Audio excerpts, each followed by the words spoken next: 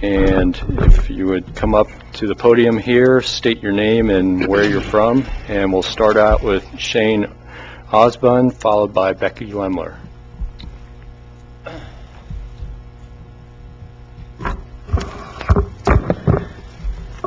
Good morning, County Commissioners. My name is Shane Osborne. I'm from Eugene. I would like to start off by thanking the Board of Commissioners for its quick response in drafting a letter to our senators to encourage stronger action on the 2014 NDAA. Amendments in regard to the 2012 sections 1021 and 1022. In reading the draft letter, it clearly recognizes that the current amendments fall short of prohibiting U.S. citizens from detention under these sections. The last section of the draft letter does raise a bit of concern for us.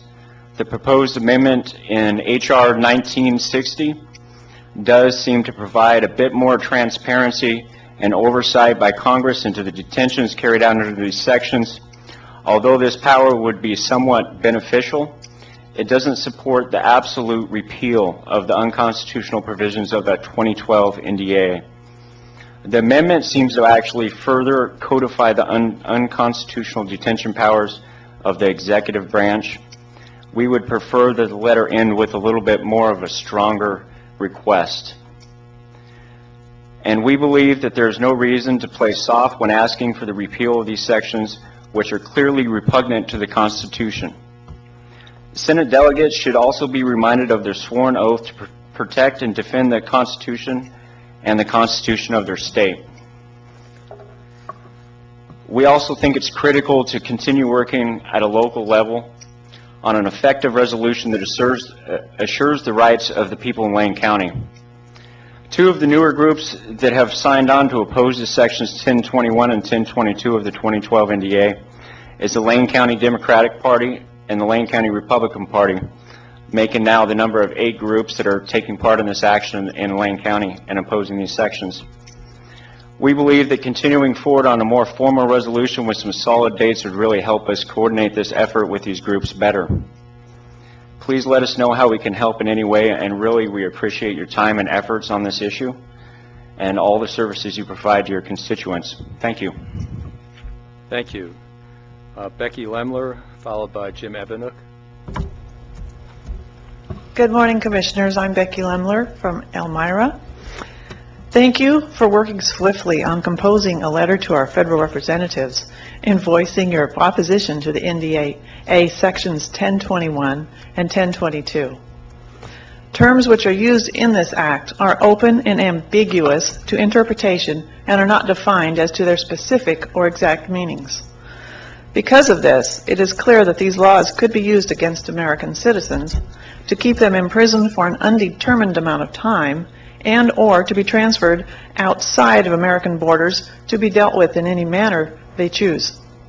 This past Thursday, the Lane County Republican Party Central Committee voted unanimously in favor of adopting a resolution standing in opposition to the provision in the National Defense Authorization Act for fiscal year 2012, which authorizes military detention and trial of U.S. citizens and lawful residents in direct violation of the United States Constitution, the Oregon Constitution, and Bill of Rights.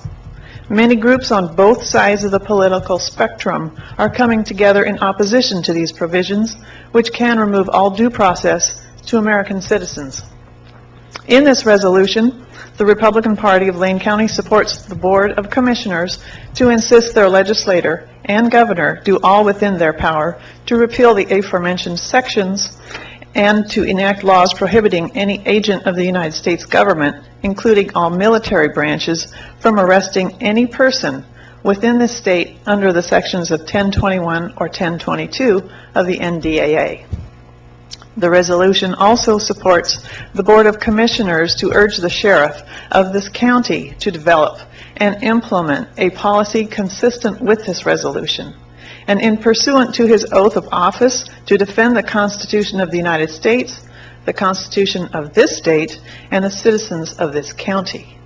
I would like to thank you again Commissioners, for taking swift action on this matter and ask that you send a strong letter in opposition regarding the sections of the NDAA to Senators Wyden and Merkley and Governor Kitzhaber.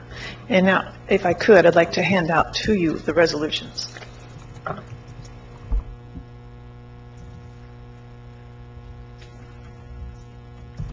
Please.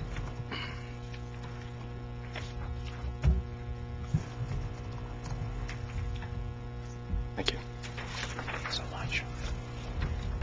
And, you know, I had a strange experience. Most people know that I'm a graduate of the University of Maryland College Park. And, you know, this past week we had a basketball game between, you know, the Oregon State and the University of Maryland. And, you know, who do I root for? You know, my alumni, you know, the college I'm the alumni of, or you know, here. And I found myself rooting for the Beavers because, you know, Oregon's where I am now, Maryland's my past, this is my future. And it put me in a kind of strange place because I was there rooting for the Beavers alongside of the president in a very bipartisan way. And, you know, it's interesting, we've had a lot of testimony about the NDAA letter this morning, and that's a very similar situation. There's some things that we can just decide that we're going to be together on and work together on, and I appreciate Commissioner Sorensen's you know, efforts in this and working together with him and being able to vote together on this, and I look forward to our brief discussion about that. Now that we've pulled that off the agenda, I'll save my comments about the body of the letter and the strength of it and what I feel is in the center of the letter, maybe not necessarily in the last sentences. But it is really good to be able to work together on stuff like that, whether I'm, you know, to find where we do have common interest and doesn't violate our principles and decide we can work together is the way we move things forward for Lane County, the state of Oregon, and our country. Whether it's, you know, cheering for the Beavers, except for when they play the Ducks, or, you know, trying to protect our constitutional rights, or something as simple as trying to cite a state hospital and working with Representative Hoyle on that here in Lane County. So, you know, that's an important thing, is we should always recognize where we can work together. I've heard Senator Wyden speak on the same thing, working across the aisle where you don't violate your principles and trying to advance things. And I think this NDAA issue matches that, you know, where we can all agree that it, you know, we want to protect our constitutional rights. It doesn't violate our principles to work together. And I think this is a great example, and I think you'll probably see a unanimous vote moving forward on this, as there was unanimous agreement to write this letter. So I'm looking forward to that. So with that, we'll move on to any emergency business.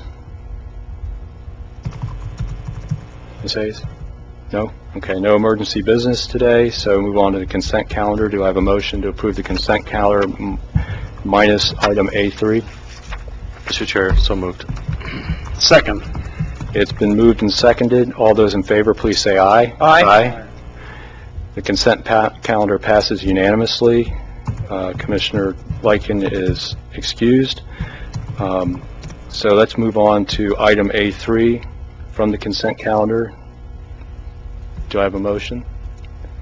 Approve that, or would you like to discuss Mr. Chair, it? just I'd like to have a brief discussion. I mean, we had testimony that feels that the closing part of the letter is not strong enough, and your comments reference that you think that the meat and strength of it's in the middle. I just want to hear and make sure that citizens are heard and that we believe this is a good step forward.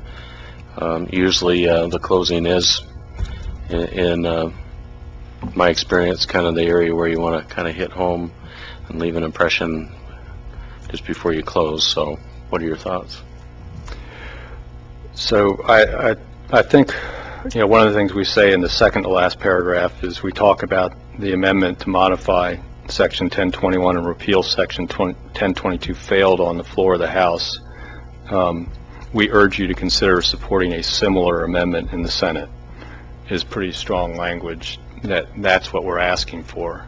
I think some of the closing paragraph talking about some of the language changes is just kind of saying at the same time we also support some of the additional language that was added in those other sections about reporting out, but the action we're actually requesting in the body of the letter is to support an amendment that was not passed in the House, and hopefully that will get to conference committee and be worked out in conference. That was the objective of the letter. So I'm not sure if that's as strong as you feel it should be, but I think the action words in there, we urge you to consider supporting a similar amendment in the Senate. So I'm not quite sure how that falls short of what we're trying to do. So Commissioner Farr, and then unless Alex has something to add on that. I agree that the strength is in the body of the letter. The last paragraph, if I were writing a letter, I might add it as a postscript rather than as a last paragraph, but I think everything is contained in the body of the letter. Commissioners, Alex Kyler, your Intergovernmental Relations Manager. The amendment that was not adopted on the floor of the U.S. House likely would have led to the same sort of testimony. Had it been adopted, you might have heard the exact same testimony this morning about that amendment having some issues for certain people, for certain factions involved in looking at this bill. And that's why I added that language at the end of that sentence about there is no doubt that the United States military is forbidden from arresting and detaining American citizens. The concern here is really over semantics, as far as I can tell, in the examination that I've done on sections 1021 and 1022. 1021 and 1022 actually do have language that suggests that those sections do not apply to U.S. citizens. However, there are folks who say that that language does not go far enough and that it should read that it's absolutely forbidden. You know, I sort of feel like your letter, this letter, reflects the testimony that you've heard here without getting us way into the weeds on this particular measure. And there are concerns about the sections that did get adopted in the House that I refer to there, probably not so much on the report in section 1080, but section 1040B, there are some people who feel like that does not go far enough. What I was attempting to give you here was the sense that if one of our two senators ends up in the conference committee or has a relationship with somebody in the conference committee, that they're able to say, hey, we've had some concerns about those sections. We sort of like what's happened here. There's no, you know, I'm not party to the conference committee, but you know, my assumption is the conference committee will look at specific sections and do some wordsmithing to try to come to an agreement.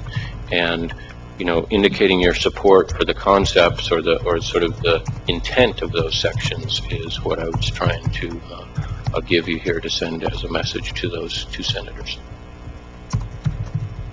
Commissioner Stewart. Thank you, Mr. Chair, and thank you for the discussion. You know, Mr. Kyler, one of the things that I believe I stated at a previous meeting that I think is important here is that, you know, granted there is language further on down in there that states clearly that if you're a United States citizen, you know, this doesn't circumvent your rights in the Constitution. But unfortunately, that's way down there.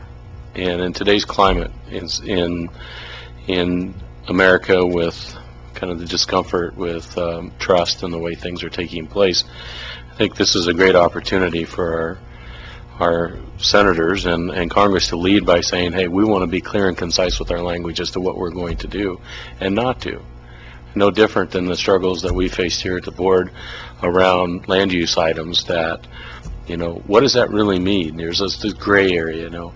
The intent was is that there was going to be a site review.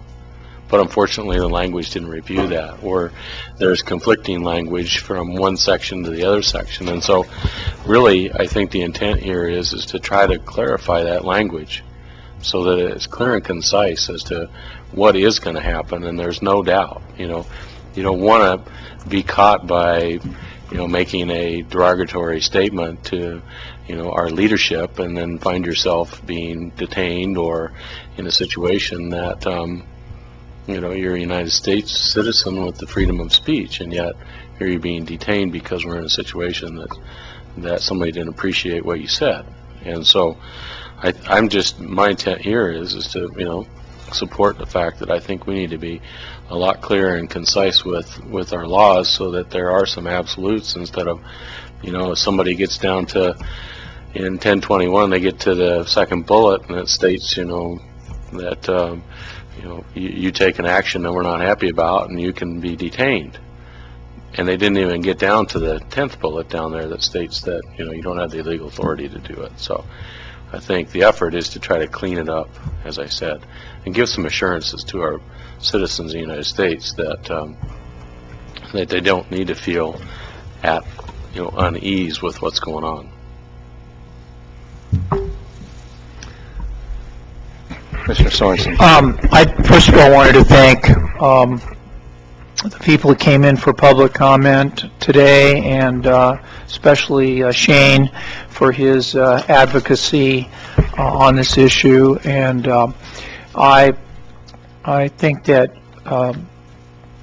the part of the National Defense Authorization Act that is most troublesome to me is the section that allows the military to detain people for pretty much any length of time, and Americans in the United States. And to me, this provision of the National Defense Authorization Act does violate the U.S. Constitution. And Judge Forrest in the Southern District of New York, who's a U.S. District Judge, she has ruled that Section 1021 is unconstitutional, and this particular act of Congress may go up before the Supreme Court of the United States on that very issue.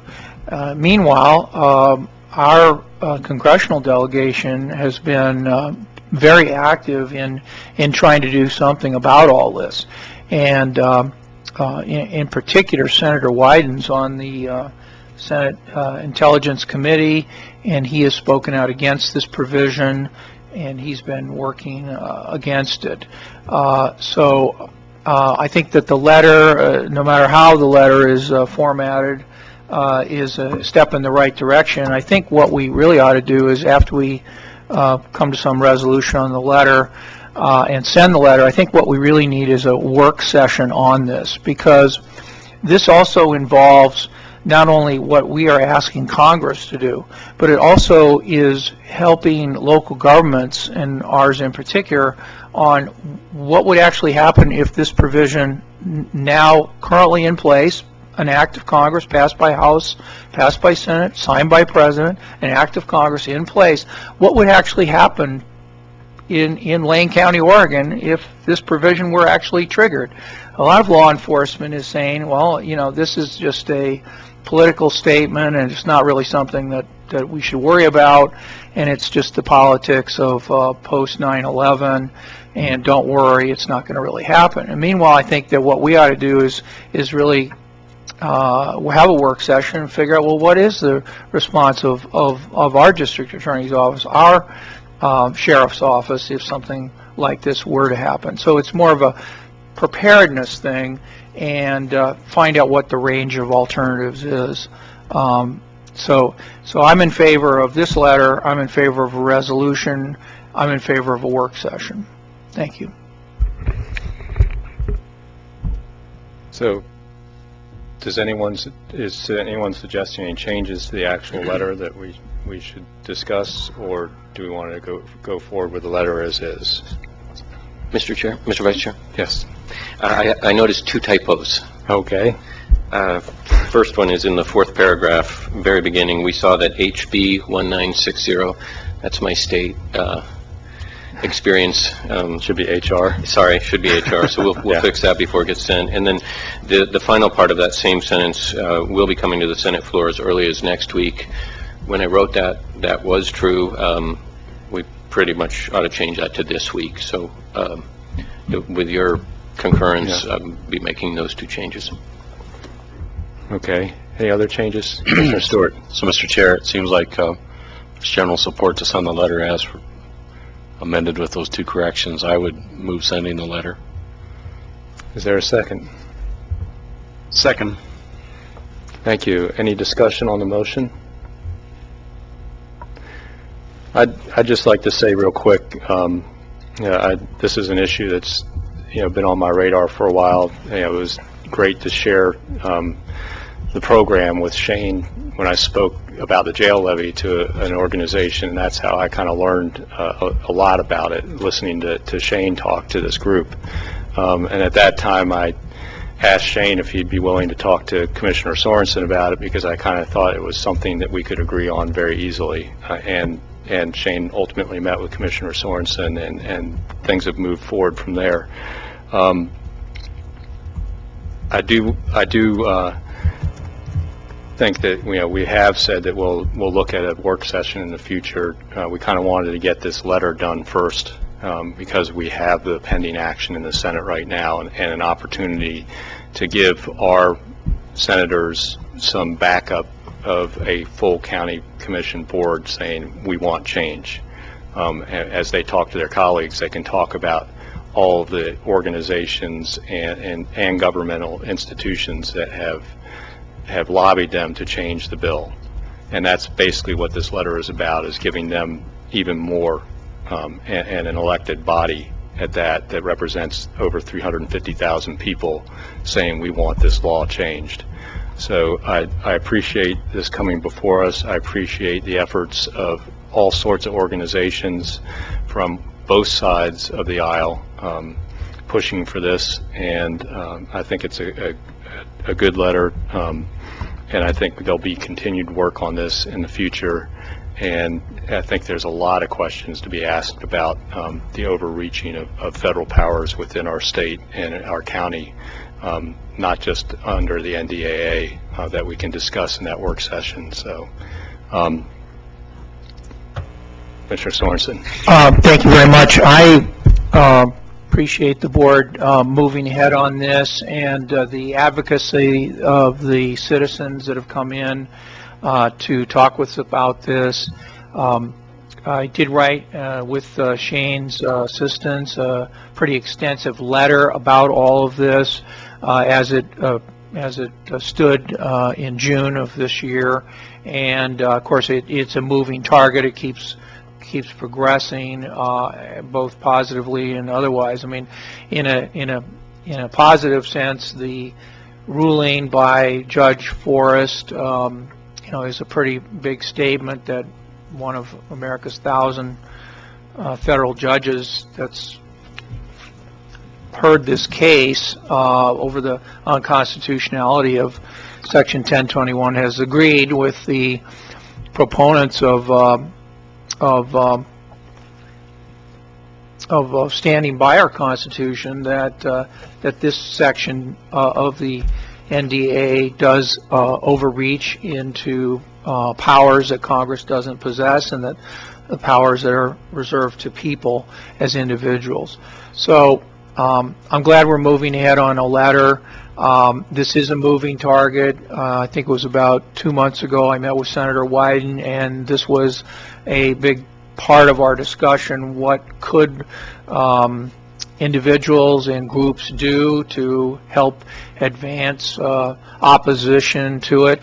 When you think about it, the purpose of the National Defense Authorization Act is to authorize the expenditure of money for our armed services, for our Army, our Navy, our Marines, our Air Force, our national defense. It really has nothing, that law, that annual authorization has nothing to do with the domestic rights of people to protest their government or to assemble or any other freedom that they might have. So to me, it's a big intrusion on our rights as Americans, and it really is important that governments like Lane County government and cities and states pass resolutions and really bring this to the fore, because we arrived at this law through a bipartisan process, and we need to arrive at a reform of this law by a bipartisan process. So thanks so much. Thank you. Any other discussion? Mr. Chair, I just add that I support, and I believe we've already given direction, but I just want to reiterate support for a work session and an effort beyond just this letter. Thank you. So all those in favor of the motion to authorize the chair to sign this letter to Senators Wyden and Merkley on the NDAA, please say aye. Aye. Any opposed? Passes unanimously with Chair Lykin excused.